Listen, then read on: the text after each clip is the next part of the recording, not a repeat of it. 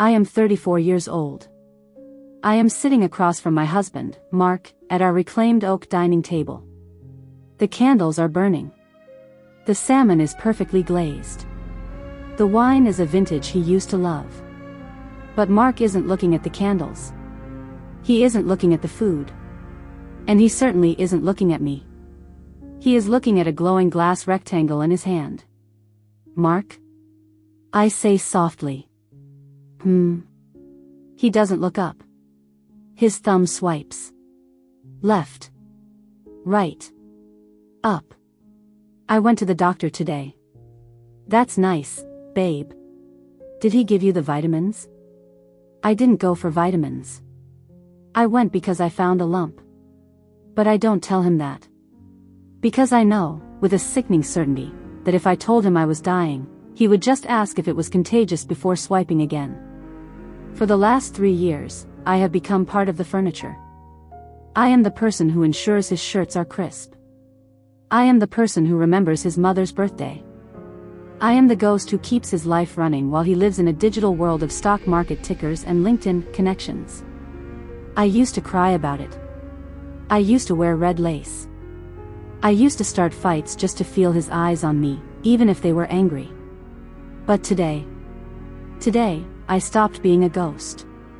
Today, I decided to become a bill he couldn't afford to ignore. It started with the mistake. 6 months ago, I was cleaning Mark's home office. He's a senior partner at a firm that manages sensitive logistics. That's corporate speak for moving things that shouldn't be moved. I found a burner phone in a locked drawer. I didn't think he was cheating. Mark is too lazy for an affair. He doesn't have the energy to lie to 2 women. I turned it on. There were no photos of blondes. There were no flirty texts. There were only lists. Names of ports.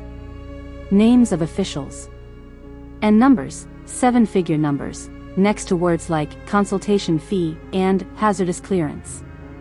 My husband, the man who forgets our anniversary, was running a shadow empire from our guest bedroom. I didn't confront him. I didn't call the police. I simply put the phone back and waited. I waited for him to notice me. I waited for him to ask how my day was. I waited for him to see the new dress I bought with the last of my savings. He didn't. So, this morning, while he was in the shower, I took his primary laptop. I didn't steal it. I just reconfigured it. The Wi-Fi is down, Mark says, his voice sharpening. He shakes his phone as if that will fix the signal. Elena, did you pay the bill? I did, I say, taking a slow sip of my wine. But I redirected the bandwidth. He finally looks up. His eyes are confused. It's the most attention he's given me in months. What does that mean? I have a call with Singapore in 10 minutes. It means, I say, leaning forward into the candlelight, that your connection is now password protected. And the password isn't something you can type. Elena, I don't have time for games. Give me the laptop. The laptop is in a safe deposit box, Mark. Along with the little black burner phone from your desk. The color drains from his face so fast it's almost poetic. The shadow empire isn't so shadow anymore. You went into my desk? You didn't notice me for 3 years, Mark. I had to find something else to look at. And your side hustle is much more interesting than your conversation. He stands up. He tries to look intimidating. In the past, I would have flinched. Now, I just feel bored.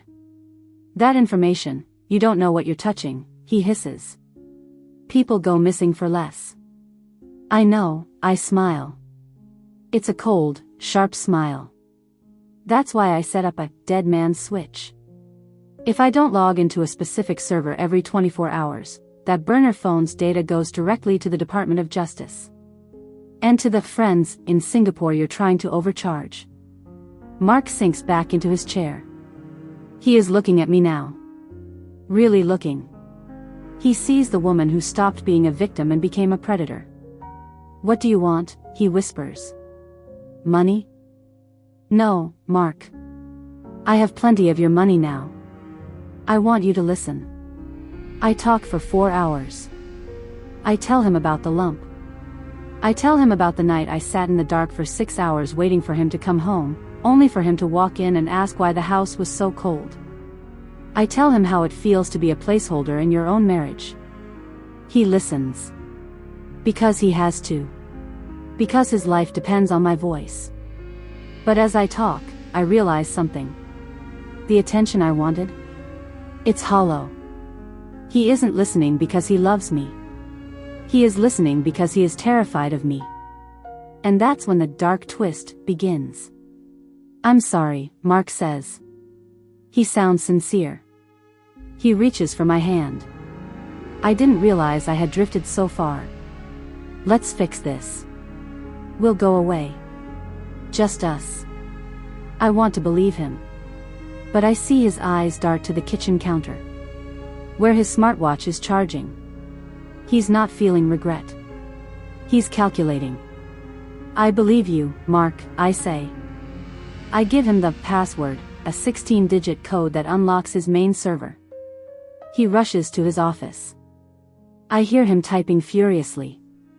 I hear him sigh with relief as he regains control. He thinks he won. He thinks he outsmarted the bored housewife. 10 minutes later, he walks back into the dining room. He looks different. The fear is gone. The arrogance is back. Elena, he says, his voice cold as ice. You shouldn't have threatened me. I just moved the dead man's switch to my own server. Your leverage is gone. He walks toward me. And about that lump, don't worry. You won't have to deal with the doctors for long. I don't move. I don't scream. I just look at the clock. Mark, I say. Do you remember what your firm specializes in? Logistics, he sneers. No.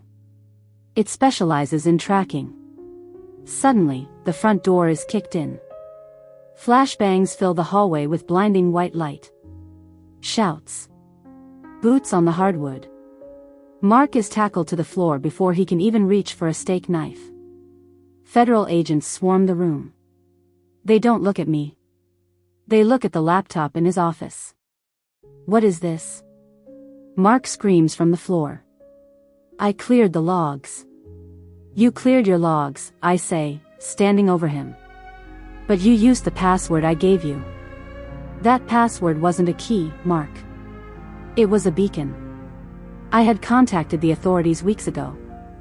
I told them I was a victim of domestic coercion. I told them my husband was holding me hostage with his illegal activities. I didn't want his attention. I wanted his throne. 1 year later.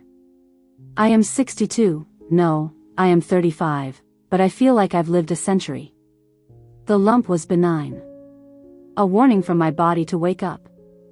Mark is serving 20 years in a federal facility. The house in Greenwich was seized. But the private trust he set up, the one he thought was hidden from me? He forgot that I was the one who did the taxes for the first 10 years of our marriage. He forgot that I knew about the main property. I am sitting on the porch of a Victorian mansion overlooking the Atlantic. The air smells of salt. The silence is beautiful. I am no longer part of the furniture. I am the owner of the house. Mark stopped noticing me. Until I made sure he would never be able to look at anything else but the four walls of a cell. Sometimes, the only way to get a man's attention is to use it to destroy him.